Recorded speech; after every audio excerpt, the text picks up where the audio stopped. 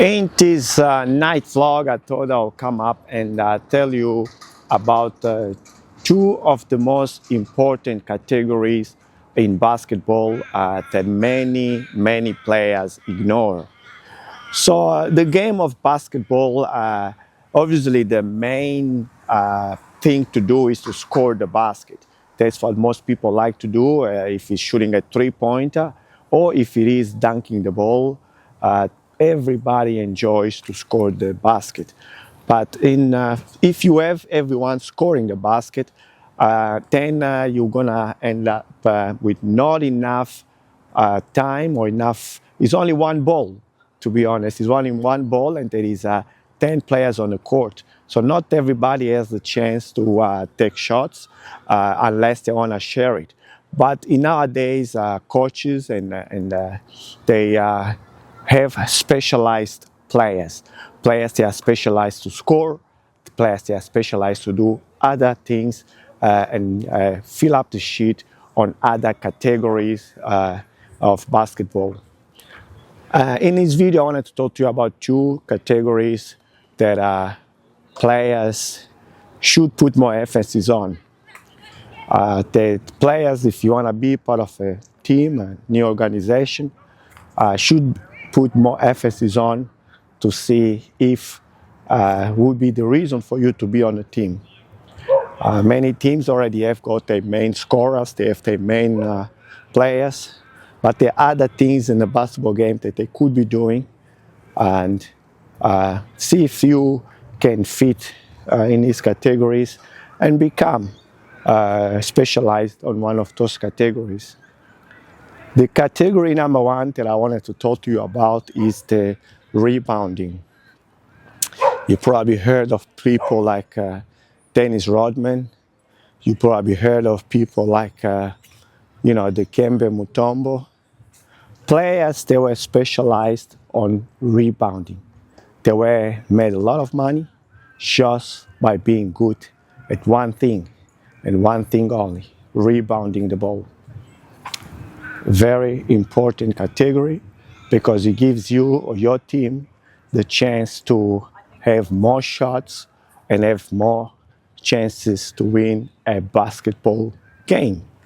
Now, by saying that, I must also emphasize the fact that not everybody is a natural rebounder.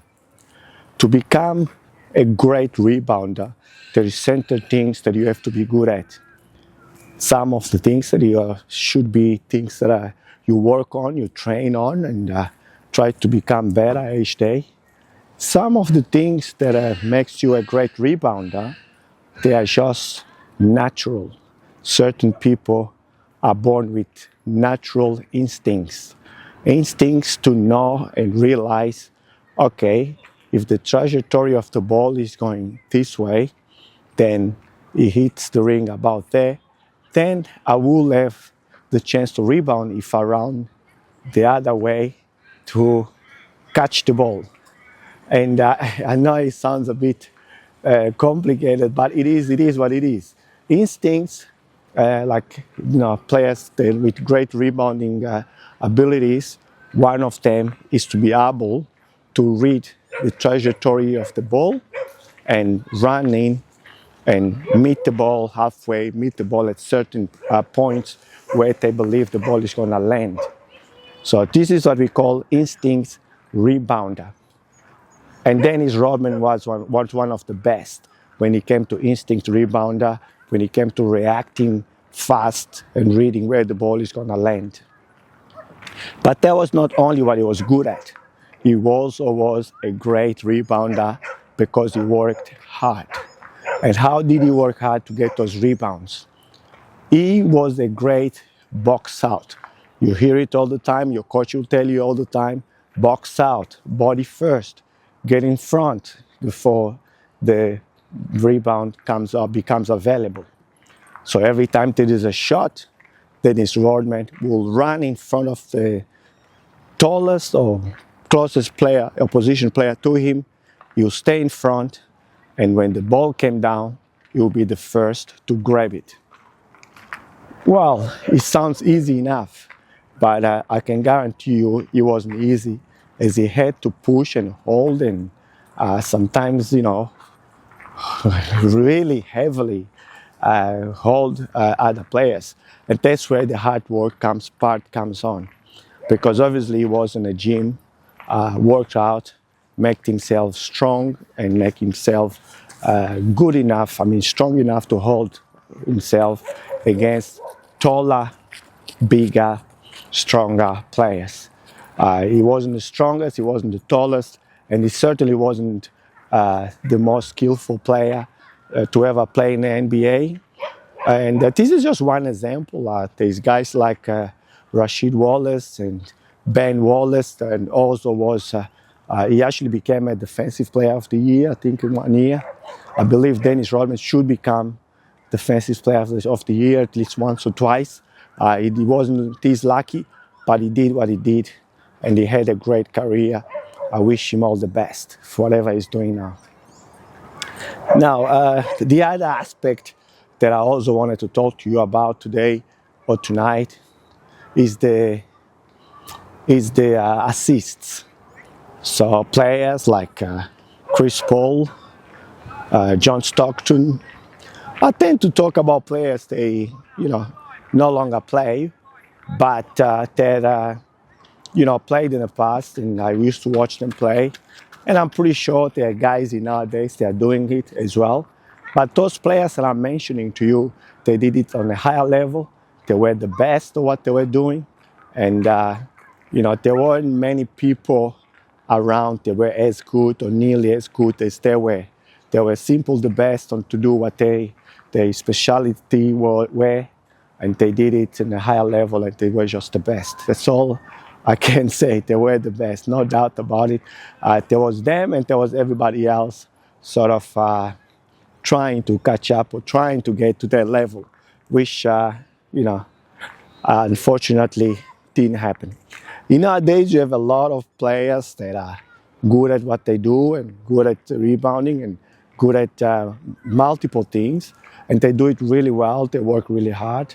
But those players that I'm mentioning, they were way better than everybody else on what they were doing, and it's worth mentioning because the highlights are all over the YouTube. You can look at the highlights and you'll see what they did and how they did it. Obviously, nowadays, people share their work habits, their work ethics, and you can see it and you can do the same thing. But one thing that you cannot learn from just watching great players is the fact that they are the instinct. You can't train having great instincts. You can't train becoming react so fast on certain things what you see. So assists, as I was saying, it's also partially an instinct. To read the play. Most point guards, they can read the play, they can read where teammates are, they can read where everybody else on the team is, and where to pass the ball, how to pass the ball to them, what they like the ball high, they like the ball low, anything, they can read it. But to be honest,